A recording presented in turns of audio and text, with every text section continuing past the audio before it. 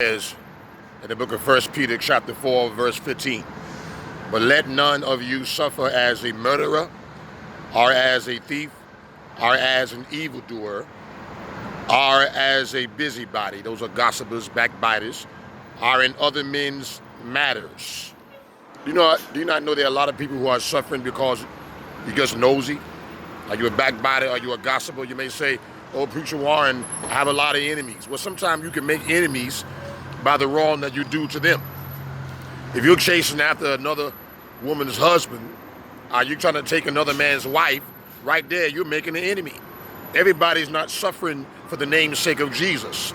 Look what the Bible said. I'm reading again. 1 Peter chapter number 4, verse 15 rather.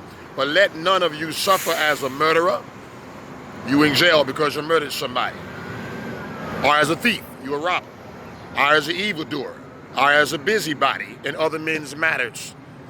Many of you are doing witchcraft against people. That stuff backfires.